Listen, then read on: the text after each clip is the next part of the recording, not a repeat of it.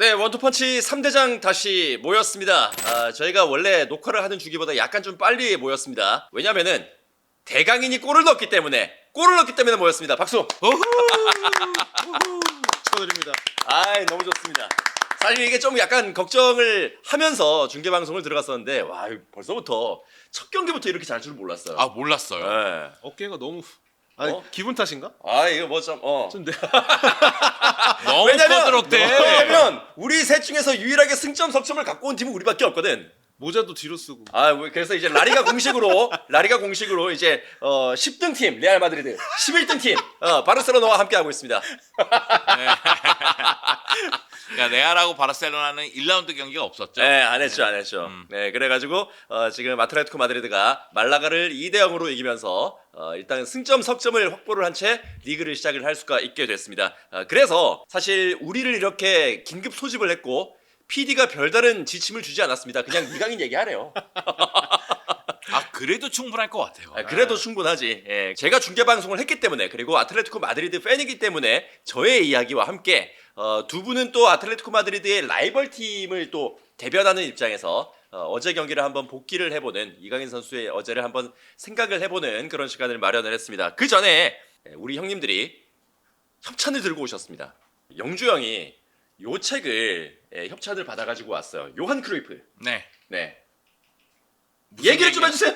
아니 본인이 받아온 책이잖아요. 네, 요한 크루이프에 대한 예. 이야기 책이고요. 예. 그리고 라리가 팬이라면 굉장히 재밌게 읽지 않을까. 축구 팬이라면 더 재밌게 읽을 수 있는 책이 아닌가 싶습니다. 예, 보니까 사이즈도 상당히 아담하고 그냥 손에 들고 다니면서 이렇게 보기에 꽤 괜찮은 그런 책인 것 같습니다. 그래서 저희 3대장 콘텐츠에 댓글을 좀 많이 달아주시면 그 댓글 중에서 세 분을 선정을 해서 저희가 요한 크루이프 이 책을 선물로 드리도록 하겠습니다. 총 5권을 받아오셨는데 이번 콘텐츠에는 3분을 뽑고 그 다음 콘텐츠에 또 2분을 뽑아보도록 하겠습니다.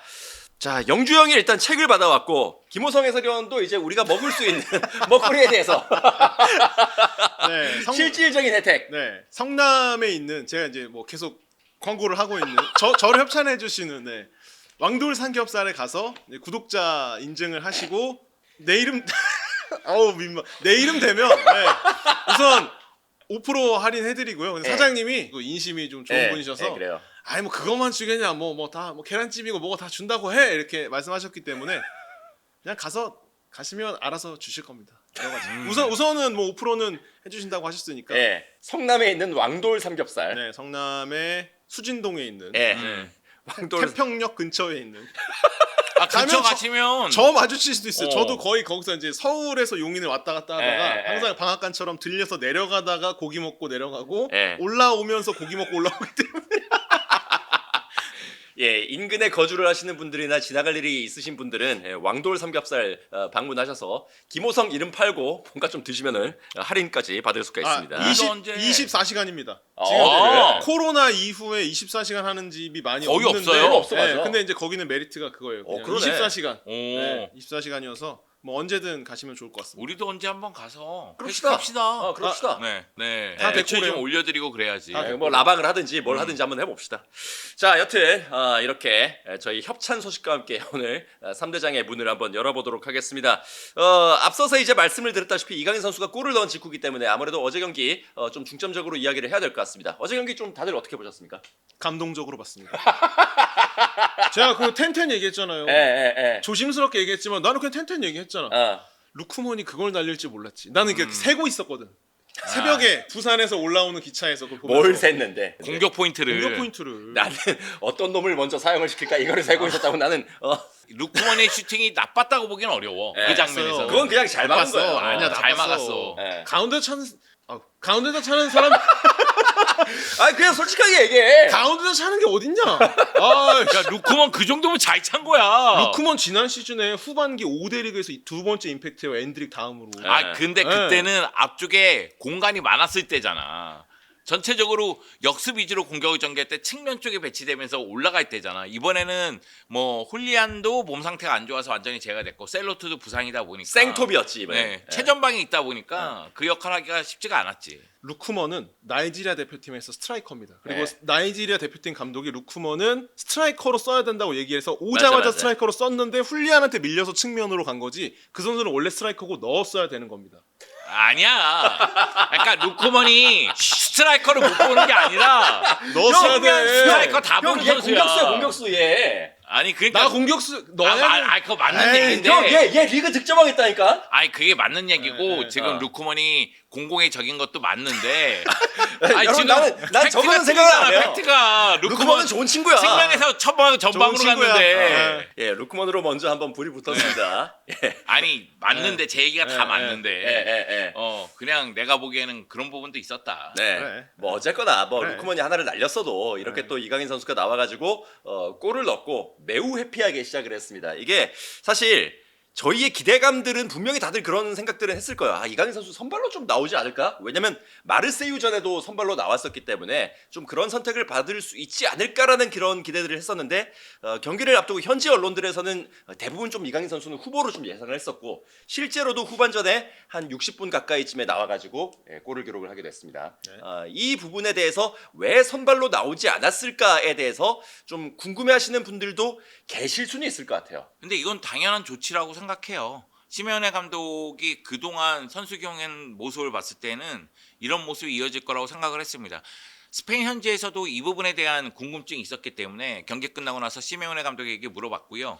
시메오네 감독이 나는 지금 이 순간 체력적으로나 컨디션적으로 최고의 폼인 선수들을 선발로 쓴다고 얘기했어요.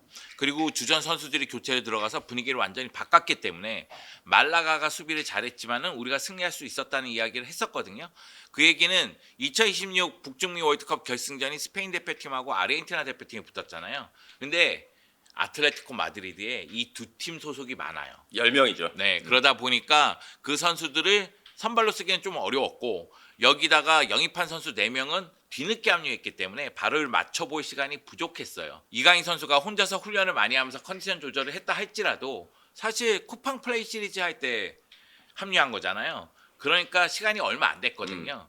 그래서 선발보다는 교체로 쓴 것이 아닌가 그런 네. 생각이 듭니다. 사실 뭐 이강인 선수만 교체로 일단 빠져있던 게 아니라 말씀대로 이제 이번에 영입됐던 선수 쿠티로메로는 아예 명단에서 제외가 됐고 3명의 선수는 몽땅 다 벤치에서 출발을 했었던 어제 경기였습니다. 그러다 보니까 뭐 그냥 시메오네 감독의 선택 자체가 애초에 갖고 나온 플랜 자체가 그냥 이 선수들은 후반전에 밀어넣는 것으로 그렇게 또 준비를 하고 나왔다 이렇게 보시면 될 것 같습니다. 그리고 이제 저도 뭐 뛰어봤지만 45분 핏이 기본적으로 나와야 우선 선발로 쓸 수 있고 거기에서 이제 물어봐서 지금 괜찮아라고 물어봐서 괜찮다고 하면 한 10분 15분 정도 더 할 수 있고 그 시메오네 감독의 교체 타임 있잖아요. 55분에서 60분에 한 번 바꾸고 75분에 한 번 바꾸는 요 타이밍이 이제 나올 수 있을 것 같은데 아직 45분을 뛸 수 있는 모험이 아닌 것 같고 거기에 이강인 선수가 혹여나 이제 뛸 수 있다고 했다고 하더라도 시메오네 감독 입장에서는 이제 정말 애껴 써야 되는 선수이기 때문에 그리고 이제 첫 경기 상대가 이제 라리가 경험이 거의 없는 선수로 구성된 말라가이기 때문에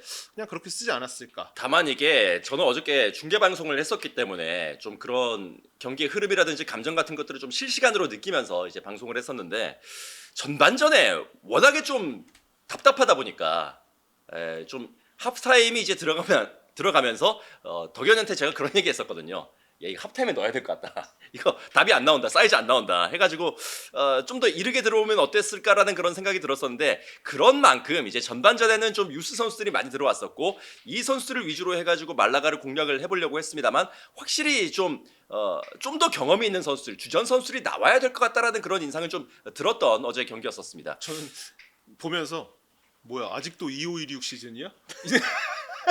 아직도 고통 속의 경기를 봐야 돼? 약간 그런 느낌이긴 그죠? 했어. 좀 익숙한 맛이 났거든. 익숙한 맛이었어. 근데 그런 건 좀 생각을 해야 돼요. 이제 좌우 풀백들이 네. 몽땅 다 이제 어린 선수들, 특히 이제 호르헤 도밍게스 같은 경우에는 17살도 안 된 선수였고, 맞아요. 그리고 아틀레티코 마드리드 역사상 최연소 라리가 데뷔예요. 라리가에서는 네. 그렇기 때문에 등장만으로도 이슈가 됐던 선수가 도밍게스고요. 네. 다만 도밍게스가 전반전 끝나고 교체가 됐는데 저는 시메오네 감독이 어떤 식으로 경기를 운영할지에 대해서는 전반전에 보여줬다고 생각을 해요. 왜냐하면 후반전에 공격수를 이제 대거 바꿔주는 모습이 있었는데 워낙에 지난 시즌도 안정적으로 경기를 진행하다가 승리가 필요한 순간에 공격수들을 대거 투입시키면서 인해 전술을 쓰는 경향이 있었고 그러다 보니까 아틀레티코 마드리드가 막판에 골 넣고 승리를 거두는 경기가 적지 않았거든요. 그래서 이번 시즌도 아마 안정적으로 경기 운영을 전개하려나 보다 그런 생각은 들었습니다. 오히려 말라가가 잘했어요. 말라가 잘했어요. 네, 전반전에 말라가가 잘했어요. 말라가가 4-4이긴 한데 워낙에 간격을 좁혀서 로우 블록을 세우다가 역습을 전개할 때 스피드가 굉장히 좋더라고요. 템포가. 그러다 보니까 아틀레티코 마드리드 입장에서는 앞에서 반칙으로 끊는 장면이 있다 할지라도 좀 고전을 했었고요. 다만 말라가 입장에서는 상대 박스 안쪽으로 볼 투입이 안 되더라고. 그러니까 세밀함이 너무 떨어지더라고. 그러다 보니까 슈팅 기회를 잡지는 못했는데 역습을 전개하는 속도는 빠르다 보니까 네. 상당히 아틀레티코 마드리드가 조금 고전한 전반전이 아니었나. 패스맵이랑 이런 선수들 에버리지 포지션을 봤을 때도 본인들 지역에서 볼을 받을 때는 측면을 넓게 벌려서 있는데 하프라인을 넘어가거나 하프라인 부분에 올라와서는 안으로 집어넣더라고요. 네. 그래서 이제 순간적으로 미드필더처럼 뛰는 그런 모습들이 저는 이렇게 보고 있었는데 끝나고 이제 매치 리포트를 보니까 이 안에 들어가 있더라고요. 그리고 이제 그 뭔가 아틀레티코 마드리드랑 경기할 때 아틀레티코 마드리드가 내려서 수비를 하고 이제 올라올 때 좀 어려움이 있는 팀이잖아요. 그러다 보니까 그거를 조금 더 이제 아틀레티코 마드리드를 힘들게 만들려고 그 풀백을 좀 안으로 집어넣은 게 아닌가라는 생각입니다. 네. 잘했어요.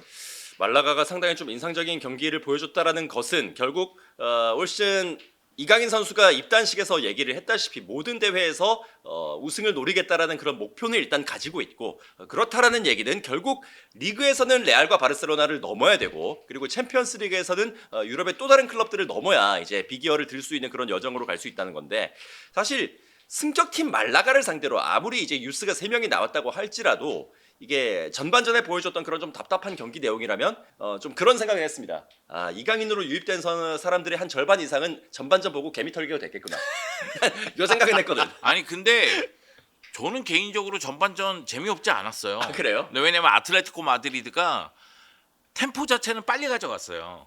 템포를 빨리 가져가니까 이거 경기 템포가 생각보다 빠르다 그런 생각이 들었고 그 아틀레티코 마드리드 입장에서는 그 5-4-1로 나왔잖아요.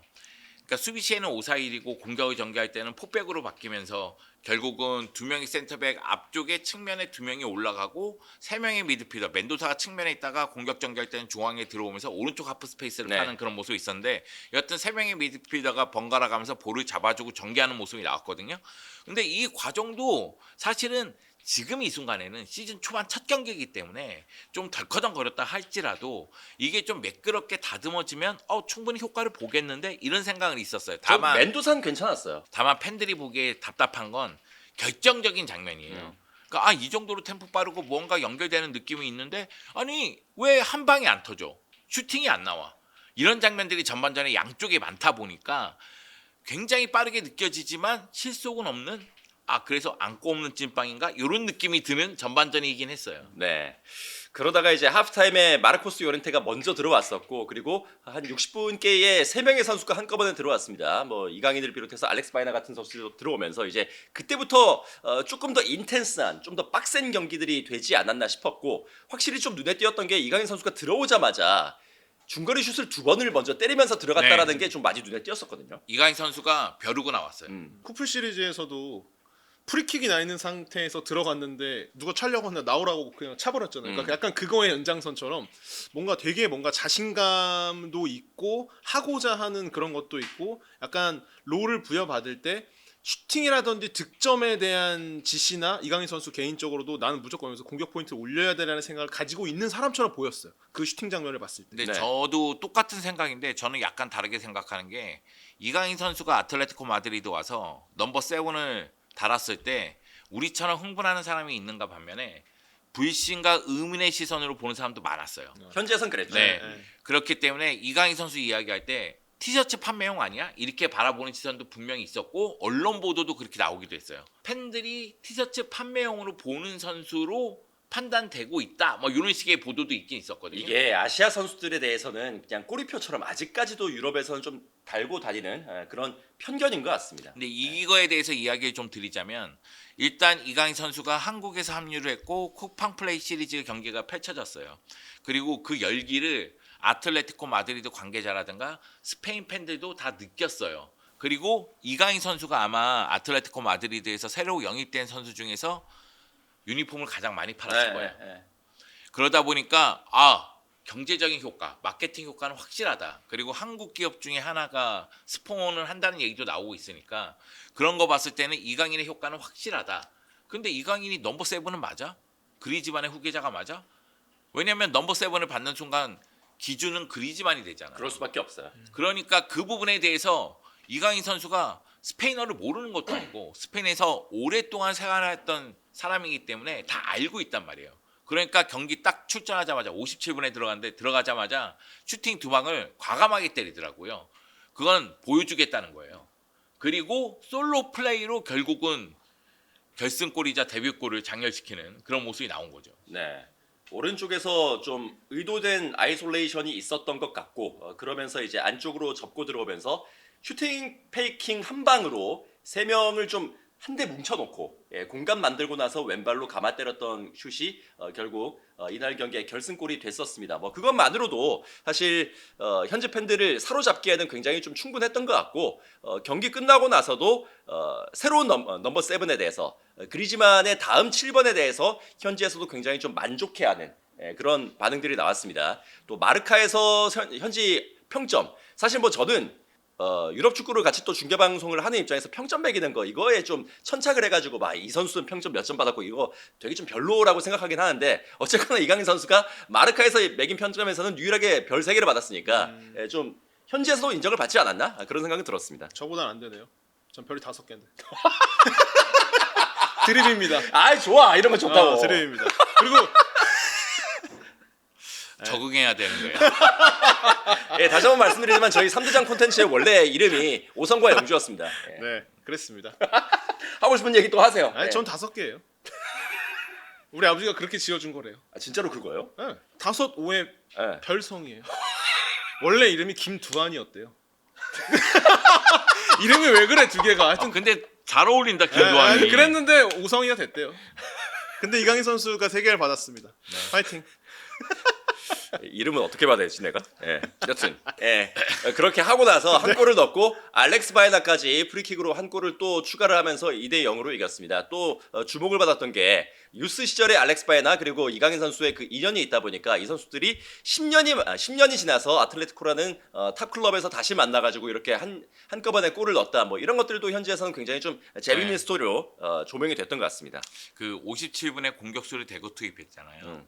그런데 저는 그 장면에서 이거 앞으로도 이런 장면이 많이 나오겠구나. 물론 이제 원톱이 누가 될지 모르고 그리고 루크먼이 아마도 왼쪽으로 빠질 가능성이 커 보여요. 네.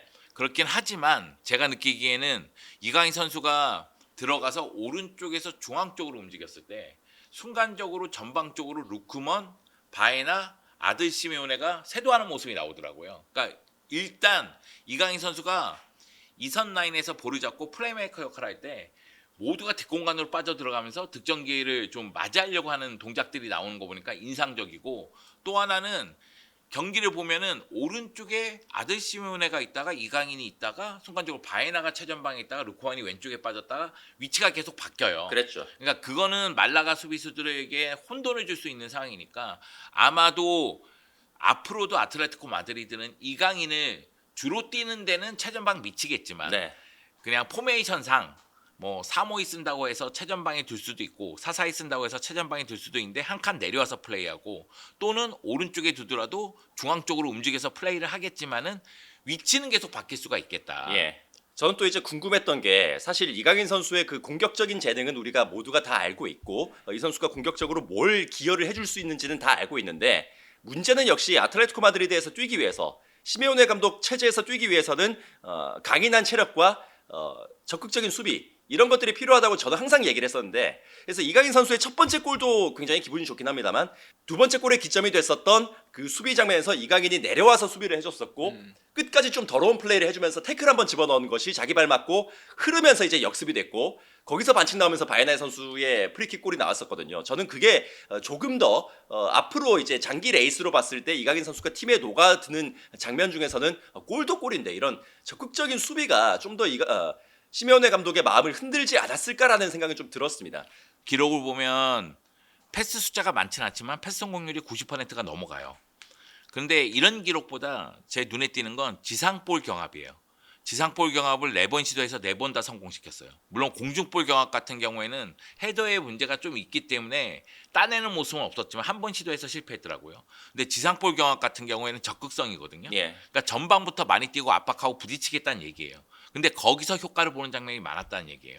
이건 시메오네 감독이 굉장히 좋아할 만한 부분이죠. 중앙에 있다가 수비할 때 줄리아노가 내려오면서 파이브백 되고 이제 그 상황에서 지난 시즌에 이제 그리즈만 선수가 그 역할을 했을 때 그리즈만은 왼쪽으로 빠졌는데 리그 중반에 그 공격수들이 좀 체력적으로 떨어진 상황에서는 중앙으로도 내렸었거든요. 근데 이제 이강인 선수는 이제 첫 경기에서 오른쪽 측면으로 내려와서 수비를 했는데 그 장면을 봤을 때도 말씀해 주신 것처럼 되게 적극적으로 뛰면서 일부러 더 부딪혀주고 경기 체력을 막 끌어올리려고 하는 게 보이더라고. 막 숨 몇 가지 깔딱깔딱 올라오는데도 막 뛰어서 부딪히려고 하는 것도 보여지는 뭐 그런 상황들을 좀 봤는데 되게 인상적이었어요. 그게 네. 뭔가 그 어떻게 보면 이강인 선수의 약점이라고 뭐 그 많이 이제 뭐 수비적인 상황도 좋아졌지만 꼬리표처럼 붙을 수 있는 그 수비력이라는 그렇죠. 부분을 본인이 지우기 네. 위한 그런 모습들이 저는 이제 그런 게 되게 보여져가지고 되게 좀 기분이 좋았습니다. 네. 말라가를 상대로 그런 모습들을 보여줬는데 앞서서도 말씀을 드렸지만 이제 수비적인 측면에서 말라가 같은 경우에는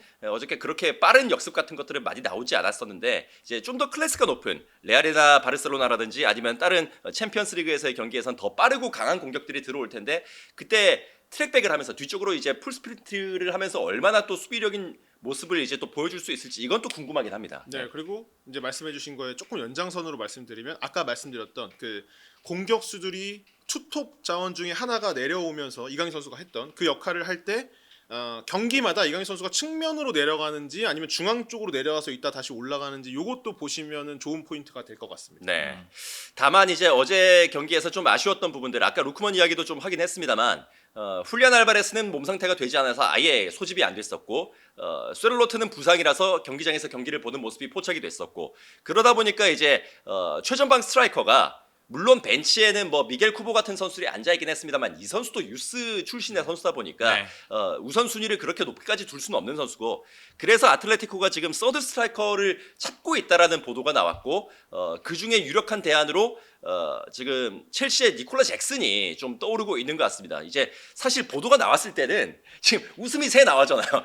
그 서드 스트라이커를 찾을 때는 아틀레티코 마드리드가 지금 재정적인 압박을 조금 받고 있고 그렇기 때문에 좀 적당한 옵션 그렇게 비싸지 않은 선수 가성비 있는 선수를 영입을 하든지 아니면 임대를 내리고 오고 싶다라는 그런 보도가 나왔었고 그거에 맞는 선수가 지금 니콜라 잭슨이라는 건데 알레마니가 지금 런던으로 갔다고 합니다. 근데 가성비라는 단어하고 니콜라 잭슨이 어울리나? 라는 생각은 저는 좀 들거든요. 알레만이 일 잘하는데. 잘해. 잘해 나도 믿고 있거든. 잘해. 지금 이 순간 훌리안 알바레스가 바르셀로나하고 연결이 끊겼다 할지라도 지금 아스날하고 연결되는 부분이 있고 근데 훌리안이 아스날은 가지 않겠다 뭐 이런 얘기가 나오면서 훌리안의 상황도 좀 지켜봐야 되고 셀로트도 갈라타사라이하고 연결되는 장면도 있고 막 이러다 보니까 둘 다 바뀌나 아니면 이 중에 한 명이 바뀌거나 이런 상황이에요. 그러니까 니콜라 잭슨이 제가 보기에는 퍼스트 옵션 아니면 세컨 옵션이에요. 거기에 돈을 쓸 수밖에 없으니까. 근데 이제 저는 아스날 같은 경우에는 한숨이 너무 크다. 봐봐. 예, 들어보라고. 아스날 같은 경우, 야, 내 말 끊지 말고. 아스날 같은 경우에는 요케레스가 있어요. 갈라타사라에는 오시멘이 있습니다. 이 선수를 몽땅 다 이제 아틀레티코랑 이번 여름에 연결이 돼 있었던 혹은 아직도 연결이 돼 있는 선수들입니다. 그러니까 훌리안이라든지 쇠를로트가 이적을 하게 된다면은 이 선수들하고 링크는 조금 더 진해질 수 있습니다. 물론 이제 오시멘 같은 경우에는 쇠를로트보다 훨씬 비싼 선수다 보니까 직접적으로 그게 될지는 잘 모르겠습니다만 어쨌거나 그런 링크가 있는 것이고 저는 그래서 니콜라 잭슨은 이거는 퍼스트 옵션이 되기는 조금 힘들다. 세컨드 옵션이 돼야 되고 그리고 연봉 보조를 좀 받아야 된다. 이거는 너무 비싸기 때문에 이 선수 연봉은.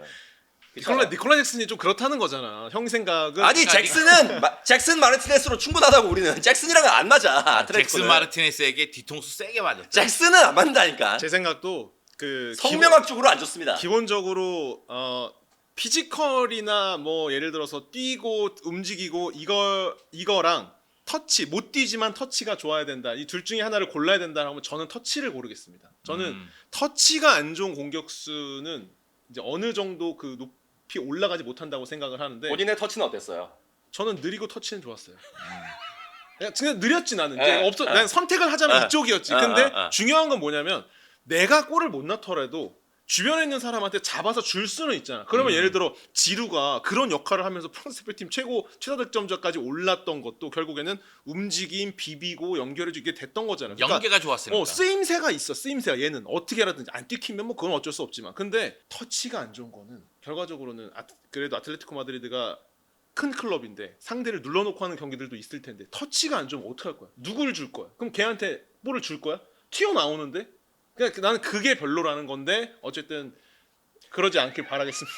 근데 울어? 지금 야 우냐? 야 아니라고. 야 잭슨은 아니라고. 야, 아니 근데 잭슨들은 안 맞아 우리랑. 제가 생각할 때는 우리가 흥분할 이유가 없는 게 어떻게 될지 몰라요. 아니 갔대잖아요 지금. 런던으로 갔대잖아. 아 거기서 이제 다 안 될 수도 있는 거지. 알레만이 일 잘하잖아요. 그냥 한번 런던 갔다 올 수. 딴에 페이크일 수도 있지. 아, 런던 거기도 가서- 삼겹살이 있나? 한입 빼려고 김호성이는 팔고. 런던 가서 제주스 데리고 올 수도 있지. 그래 누구랑 데리고 올 수도 어. 있지. 그렇게 아니 난 생각하지 그래서 마요. 이거를 니콜라 잭슨의 연봉이 세니까 그러니까 연봉 보조를 받았으면 좋겠는데 이제 첼시 팬분들은 그러실 것 같아요. 아니 바이에른도 1년 전에 얘 데리고 갈 때 아예 임대료를 되게 이제 1,000만 유로 이상 쓰면서 되게 세게 주고 이제 데리고 갔는데 니네도 돈 내고 데리고 가라. 이렇게 얘기를 하실 수가 있을 것 같거든요. 저는 그럴 만한 자원은 아니다. 다만 아틀레티코 마드리드는 스트라이커가 정상 가동돼야 된다. 그러니까 우리가 루크먼 보면서 아까 전에 뭐 제가 루크먼 그 장면은 슈팅은 괜찮지 않아 이런 얘기했지만 전체적으로 안 좋았잖아요. 그거 생각하면은 최전방 자원은 있어야 된다. 그런 생각은 들더라고요. 그래서 저도 이제 딱 그 생각이 든 게 알레마니가 그 경기를 보고 나서 런던으로 갔습니다. 물론 이제 예정이 돼 있는 그런 스케줄이 없긴 하겠지만 그 경기를 보고 나서 아 우리 스트라이커가 조금 더 필요하겠구나라는 그런 생각이 더 강해졌을 수는 있겠다. 그런 생각은 좀 들었습니다. 이제 주말에 얼마 쉬지 못하고 이제 비아레알하고 경기를 하게 되는데 뭐 비아레알은 저희가 김호성 해설위원이랑 제가 작년에 시즌 마지막 경기 중계 방송을 하면서 이제 1대5로 개박살이 났던 그런 팀이었습니다. 진짜로 3대장의 3자리를 이제 차리질하는 그런 네. 팀이기 때문에 상당히 좀 걱정도 되는 그런 측면도 있습니다. 멤버들이 거의 이제 유지가 됐고 지난 시즌에 이제 선발로 들어와서 뭐 이제 시즌을 좀 잘 치렀던 선수들도 있고 어떻게 보면은 좀 감독은 이번 시즌에 새로 왔지만 이니고 페레스. 스쿼드 같은 경우에는 좀 잘 갖춰진 팀이라고 좀 생각을 하고 저는 아틀레티코 마드리드가 1라운드에 나왔던 선수들에서는 좀 대거 교체가 되지 않는 이상은 두 번째 경기에서는 힘들 수도 있다. 근데 그런 측면으로 좀 생각할 수도 있는 것 같아요. 우리가 아까 전에 뭐 이강인이라든가 바에나라든가 이런 선수들 교체로 쓴 거에 대한 얘기도 했지만은 아마 경기 일정을 봤을 때 1라운드하고 2라운드하고 기간이 짧기 때문에 결국 1라운드는 주축 선수들이 후반전에 투입이 됐고 아마 2라운드는 상대가 비아레알이니까 선발로 들어오지 않을까 그런 생각은 있거든요. 예. 비아레알 입장에서도 빨리 팀을 정상 궤도에 올려놔야 됩니다. 1라운드 경기 2대2 무승부 거뒀잖아요. 그 경기도 사실상 먼저 실점한 다음에 따라가는 네. 모습이 있었거든요. 그렇기 때문에 비아레알 입장에서도 아틀레티코 마드리드 만나면 고전할 수밖에 없는 그런 상황이 아닌가. 서로가 어려운 상황에서 만난 거예요. 네. 다만 이제 이니고 페레스 감독이 지난 시즌에 라요에서 보여줬던 축구를 한번 생각을 해본다면 굉장히 직선적이고 빠른 그런 축구를 좀 구사를 하기 때문에 첫 번째 라운드에서 말라가가 보여줬던 그 공격력과는 좀 궤를 달리하는 공격을 맞이를 해야 될 거고 이제 이강인 선수가 선발로 나오게 된다면은 특히나 이제 앞서서도 말씀을 드렸던 그런 수비적인 측면에서 그 빠른 상대의 공격을 저지를 하는 그런 측면에서 좀 더 적극적인 그런 모습들이 요구가 많이 될 것 같습니다. 나는 근데- 그 파페게랑 이강인 선수가 볼을 수비하다가 볼을 빼앗아서 앞쪽으로 올라갈 때라든지 이강인 선수가 뭘 하려고 할 때 파페게가 계속 앞에 있을 그 상황이 야, 그건 좀 무섭다. 네, 그래서 이제 나는 그게 포인트가 될 것 같아요. 약간 진격의 거인 같은 그런 느낌이거든요. 그래서 파페게는. 진짜 이제 이게 막히느냐 뚫어낼 수 있느냐가 딱 묘미가 좀 될 것 같아요. 재밌긴 할 것 같아요. 예. 예. 자, 그래서 여러 가지 관전 포인트들이 있을 것 같고, 그리고 그 경기 같은 경우에는 훨씬 더 시청하시기에는 시간대가 좋습니다. 이제 일요일에서 월요일로 넘어가는 자정에 이제 경기가 펼쳐지기 때문에 주중 경기, 특히 새벽 경기보다는 좀 더 많은 분들이 이 경기를 시청을 하실 수 있지 않을까? 근데 라는 생각이 듭니다. 이게 우리에게는 좋은데 아틀레티코 마드리드에게는 좋은 게 아니에요. 그러니까 아틀레티코 마드리드가 사실 지금 저녁 경기를 주중에 치르고 주말에 낮 경기를 치르는 겁니다. 그리고 지금 시즌 초반이에요. 컨디션 조절해 나가는 과정이란 말이에요. 그러니까 선수들이 제 실력을 발휘하기에는 약간 컨디션 조절에 문제를 드러낼 수도 있는 경기 일정은 맞아요. 예, 이게 아무래도 이강인 선수가 영입이 됐다 보니까 라리가 측에서 좀 더 아시아권을 배려한 그런 좀 현지에서는 낮 경기들을 아틀레티코에게 조금 더 집중적으로 배치를 하겠다라는 그런 보도들이 있었기 때문에 아틀레티코는 좀 그런 어려움들을 잘 버텨야 될 것 같습니다. 아, 내가 짜증 한 번만 낼게. 예. 라리가가 생각이 있는지 없는지 난 모르겠어. 왜냐면 라리가가 아틀레티코 마드리드 경기를 아시아 시장을 바라봐서 낮에 배치를 했다는 건 예전에 마요르카에서 이강인 선수가 뛸 때 아기레 감독도 경험해 본 바가 있어요. 그래서 아기레 감독이 그 부분에 대해서 비판하기도 하기도 했고요. 그런데 아시아 시장을 위해서 경기 시간을 이렇게 앞당길 정도의 노력을 하면 이강인 선수가 골 넣었을 때 인스타에 그런 사진을 올리면 안 되지. 다 약간 화가 나더라고요. 예. 또. 아니 정신이 있는 거예요, 없는 거예요. 아시아 시장을 개척한 다음에. 그런데 아시아 팬들을 만족시켜줘야 되는데 오히려 이거는 거부감만 생기는 이건 생각이 없는 행동이지. 그렇죠. 왜- 꼬로만 생각을 할 수밖에 없게 만드는 그런 사진 선정이었습니다. 이게 외주 원데이 업체가 투데이도 있다고. 아니고. 외주업체가 했다고 하더라도 컨펌은 할 거 아니에요. 이게 뭐냐면 그러니까 이게. 어쨌든 그러니까 나는 데포르티보에서도 그 사진을 쓴 기사가 있어. 문도 데포르티보에. 짜증이 확 나더라고. 그래서 얘는 생각이 있는 거야. 근데 다른 사진은 그런 걸 안 썼더라고. 그래서 한 번 이렇게 사진 쓰고 나머지는 안 쓰나 보다. 근데 라리가가 공식 계정에다가 그거를 이제 딱 하고 박아버렸죠. 생각이 있는지 모르겠어요. 누가 컨펌하는 거야? 모르지 나도.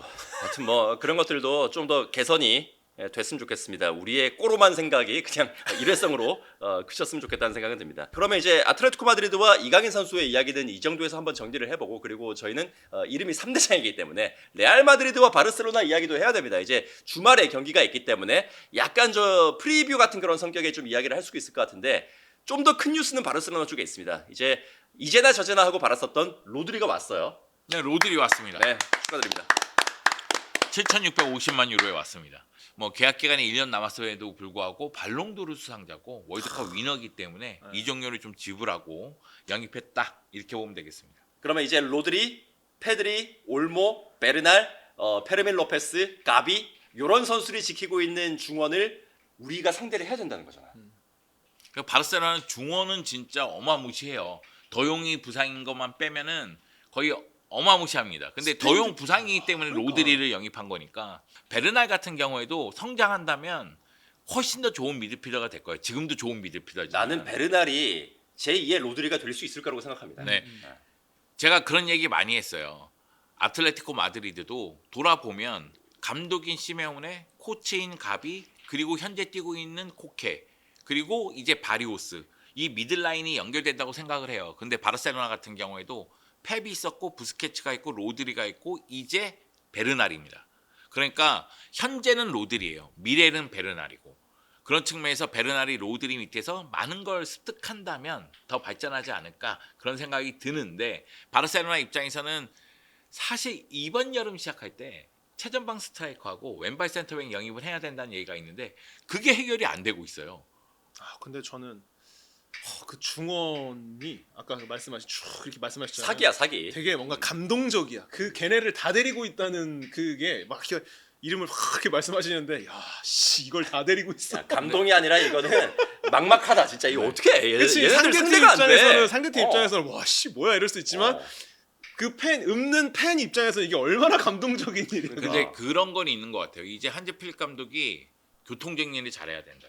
누가 나가도 이상하지 않다. 거기다 프리시즌에 고든하고 아데예미가 괜찮았거든요. 네. 그러면 라민 야말, 하피냐까지 생각하면 여기 조합은 진짜 어마무시하기 때문에 한지 필립 감독이 제대로 교통정리를 하지 못하면 그건 어네피트 수도 있기 때문에 여기에 대해서 신경을 좀 많이 써야 될 것 같습니다. 저는 이제 월드컵을 보고 그 바르셀로나 지금 뭐 스트라이커 영입해야 된다 이제 이런 이야기들을 계속 이렇게 하고 있는데 저는 딱 이렇게 보면서 드는 생각이 그냥 스페인 대표팀에서 오야르사발처럼 페르민을 그냥 거기다 쓰고 로드리랑 베르날이랑 페드리를 돌려서 삼선에다 쓰고 예를 들어서 로드리랑 베르날을 쓰면 올모가 또 부상이 또 종종 있는 선수이기 때문에 관리해줄 때 그 페드리를 그냥 앞에다 쓰면 되잖아. 그래서 대표팀에서는 조금 더 공격적으로 뛰는 선수니까 저는 페드리가 앞에서 뛰길 바르셀로나에서 뛰길 원하거든요. 그러면서 이제 그냥 스페인 대표팀 운영하는 것처럼 운영하면 될 것 같다라는 그냥 생각을 한번 해봤어요. 근데 이거는 좀 생각해봐야 돼요. 왜냐면은 예전이면은 3미들이 가능해요. 근데 펩 시절에는 3미들이었고 그 당시에는 뭐 6초류도 있었으니까 볼 빼앗기면 바로바로 압박하고 볼을 탈취했으니까. 근데 지금은 상대가 압박 타이밍이 굉장히 빨라졌어요. 그렇기 때문에 수비형 미드필더를 한 명 두는 것보다는 2명을 두는 게 더 안정적이에요. 그러니까 로드리가 있어도 페드리가 옆에 붙을 수밖에 없는 상황이에요. 시작은. 그런데 로드리의 능력을 봤을 때는 역삼각형 3미들처럼 페드리가 올라갈 수 있는 상황이 계속 발생을 할 거예요. 그러니까 4-2-3-1로 시작해서 4-1-4-1 형태가 될 가능성이 매우 커요. 그래서 미들라인은 어떻게 해도 돌아간다. 맞아. 워낙에 선수들이 좋으니까 무리가 그런 돼 생각이 있고 저는 최전방 자원은 있어야 된다고 생각해요. 근데 로드리 갖고 있는데 너무 배부른 소리다 약간. 꺼들어 좀 돼야 되는 건가? 로드리가 있는데 뭔 걱정이야. 그래 솔직히 내 생각은 그래요. 좀 전에 제가 그 말씀드렸던 거 연장 말씀드리면 아니 그런 미드필더로 가지고 있는데 비벼주고 뭐 할 게 그냥 페르민 내려와서 그 오야르사발이 그래. 월드컵에 슈팅만 해 그럼 되잖아. 뭐 그래. 꺾어뛰다 발가락 부러지고 이제 이런 거 안 하고 그냥 슈팅하면 안돼 되잖아. 안돼. 바르셀로나 상대하는 팀들은 라인을 많이 내려. 공간을 안 줘. 그러니까 박스 안에 들어가지 말고 페르민이 공 받아서 뭐 이렇게 세컨볼 받아서 그냥 슈팅만 하는 거야 계속. 옛날에 바르셀로나가 박스 안쪽에 선수가 없어요. U자형 빌드업을 열심히 돌리면서 패스 성공률이 막 70%인데 골이 없어. 박스 안쪽에 플레이가 없어. 그런 장면이 나오면 어떡할 거예요? U자 빌드업이 안 되는 팀도 있습니다. 안 되는 팀이 있고요. U자를 하고 싶어서 못 네, 만드는 팀이 하고 있어. 싶어도 못 그걸 하는 왜 팀이 있고. 하려고 하냐고. 너무 배부른 소리 아닙니까? 네, 너무 배불러. 기준이 너무 높단 말이야 바르셀로나는. 지지난 컨텐츠인가 형이랑 방송도 했잖아. 바르셀로나 경기는 조금 70분 넘어가면 조금 지루해진다. 김호성의 의견입니다. 저의 의견은 아닙니다. 자 이제 다시 한번 이게 나쁜 의미는 아닙니다. 자기네들끼리만 가지고 있잖아요. 생각해 보세요. 70분 넘어서 자기네들끼리만 공 가지고 있을 수 있는 팀이 그러니까 어디 있어? 중계 방송을 하면서 이제 좀 패턴이 단조로워진다 이거지. 중계 팀 입장에서 단조로워진다. 근데 이제 거꾸로 생각하면은 행복한 그죠? 그래. 행복한 고민인 거야. 가둬놓고 팰 수 있는 팀들도 그래. 많지 않아요. 그거 쉽지 않잖아요. 이게 문제라니까. 이게 문제야. 그러니까 바르셀로나 팬들의 시선 자체는 네. 지금 불안해. 그 자체가 불안하다. 지금이 불안해. 지금 왜냐면 원톱이 없고 왼발 센터백을 영입 못했기 때문에 지금 많이 불안해. 근데 바르셀로나는 챔피언스리그에서 우승을 못했단 말이야. 2014-15 시즌 이후로 챔피언스리그 우승을 못했어. 그러니까 이번에는 해야 돼. 리그는 연패를 했지만은 챔피언스리그 우승에 대한 갈증이 매우 크단 말이야. 그렇기 때문에 전력 보강을 확실하게 할 필요성이 있다. 여기다 1대1로 돌아왔다며. 그동안은 바르셀로나가 허리띠 졸라맸으니까 제대로 영입하기는 어려웠으니까. 그러니까 이번에는 확실하게 해야 되는데 여기서 엇박자가 나오고 있으니까. 그러니까 많은 분들이 사실 그렇게 볼 수도 있어요. 타티 팬들이 보기에는 야 니네 리그 우승했고 이 정도 미들이면 됐지 않냐. 챔피언스 리그를 우승을 못했잖아. 우리는 창단지를 못 하고 있다니까 한 번도. 갈증을 얘기를 할 거예요. 한 번도 못했어 우리는. 열심히 해. 열심히 하고 있잖아 그래서. 네. 열심히 하겠습니다. 배부른 소리 이게 가진 사람들이 더해. 가진 사람들이 더. 챔피언스리그를 15번 우승한 팀도 있는데 그죠? 네, 얘네도 많이 가졌는데 얘네가 너무한 여름을 보냈기 때문에 이게 두 시즌 네. 연속 무관이기 때문에 저쪽도 급해. 이제 지금 다 급해. 레알 마드리드는 이제 2라운드 일정 뭐 바르셀로나도 마찬가지입니다만 2라운드부터 시작을 하는데 에스파뇰이랑 경기를 하죠. 네, 스파뇰이랑 2라운드를 하는 거죠? 네, 2라운드부터. 2라운드를 이제 먼저 하게 되는데 걱정 없습니다. 무슨 걱정해? 원정이긴 해도 뭐 네. 이게 뭐 어떤 얘기를 해? 한번 얘기해봐요. 그래도 근데 레알 저는 마드리드. 레알 마드리드는 네. 그 라리가에서 상대를 힘으로 압도할 것 같아요. 결국 공격수들의 솔로 플레이들의 그 향연 그러면서 상대를 힘으로 누를 수 있지 않을까 그런 생각이 들어서 거기다가 선수들이 이제 적극성이 있잖아요. 전방에서 압박도 많이 하고 훈련할 때 네. 모습 보니까 무리뉴 감독이 규율을 딱 잡아놨으니까 그런 거 보면은 충분히 뭐 일요일 새벽 4시 반이죠. 네. 네, 레알 마드리드가 뭐 에스파뇰 상대로 재임을 발휘하지 않을까. 저도 훈련 영상 봤는데 디오망데가 오른쪽에서 공을 잡은 다음에 왼쪽으로 옵니다. 왼쪽까지 혼자서 치고 간 다음에 다시 오른발로 꺾어서 감아차는데 너무 쉽게 무슨 걱정. 그리고 이제 어쨌든 높은 위치에서 볼을 소유하고 창의적인 패스를 집어넣어서 상대 수비가 못 나오게끔 할 수 있는 베르나르도 실바가 왔기 때문에 저는 이제 그게 되게 키포인트라고 생각해요. 네, 베실바가 중요해요. 그래서 상대 진영에서 계속 있어야지. 아까 내가 조금 지루할 수도 있다는 그런 축구를 어쨌든 강팀이라면 해야 되는데 해야지. 그게 안 돼가지고 중원이 벌어지고 미드필더 오르내리다가 지쳐가지고 음. 레알 마드리드라는 팀이 이제 뭐 소유를 못해서 오르내리다 미드필더가 지치고라는 말을 좀 하는 게 안 맞긴 한데 이제 그런 플레이를 할 수 있게 됐고 양쪽에 솔로 플레이를 할 수 있는 선수가 아니라 양쪽에 배치가 됐고 뭐 세계 최고 스트라이커 가운데 있기 때문에 저쪽도 미들라인의 교통정리예요. 제가 생각할 때는 약팀을 상대로는 길러를 많이 쓰지 않을까? 득점기의 창출을 위해서. 근데 귤러는 지난 시즌에 중원에 투입이 됐다가 벨링엄이 부상으로 못 나와서 시즌 초반에 선발로 나와서 잘 하다가 벨링엄이 들어오면서 밑으로 내려왔거든요. 거기서 이제 문제점이 드러났죠. 그죠? 수비 쪽에 문제가 네, 있어요. 수비 쪽에 문제도 있었고 강하게 부딪혀주지 않는 것도 문제가 있었고 벗겼으면 빨리 치고 올라와서 연결해야 되는데 그 타이밍도 늦었던 문제들도 있었기 때문에 저는 이제 가장 먼저 배제가 된다고 하면 귤러는 이제 아예 배제가 될 것 같아요. 그 무리뉴식 축구에서는. 나도 그렇게 생각했거든. 네, 네. 근데 프리시즌에 무리뉴 감독이 귤러에 대한 평가가 나쁘지가 않아요.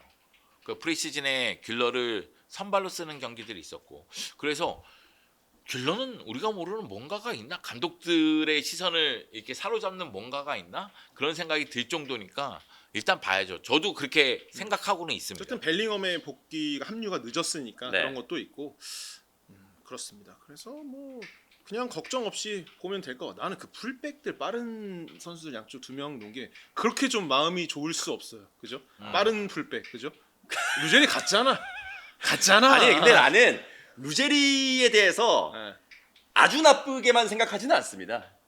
저는 좀 많이 답답했습니다. 아니 답답한 건 맞는데 근데 어쨌거나 탈탈 털리는 와중에서도 작년 네. 시즌에 라민 야말을 어떻게든 한번 막아보려고 용트림을 했던 그런 장면들도 생각이 나고 저는 작년 시즌 한 중반 정도 기점으로 해가지고 루제리는 네. 단점을 조금 어떻게든 커버를 하면서 장점 그러니까 네. 본인의 킥 같은 것들을 보여주는 그 단계까지는 왔었다고 저는 생각을 하거든요. 그렇기 때문에 아스톤 빌라가 아주 고맙게도 한 2,500만 유로 정도로 사실 잘 네. 팔았지 뭘. 네, 잘 팔았지. 어. 네, 손해 안 봤어 네. 근데. 어쨌든 나는 그렇게 빠른 풀백들이 양쪽에 있다는 것만으로도 너무나 이제 마음이 좀 놓이고 그렇습니다. 그리고 무리뉴 감독이 전화했을 때 의심하면 안 돼.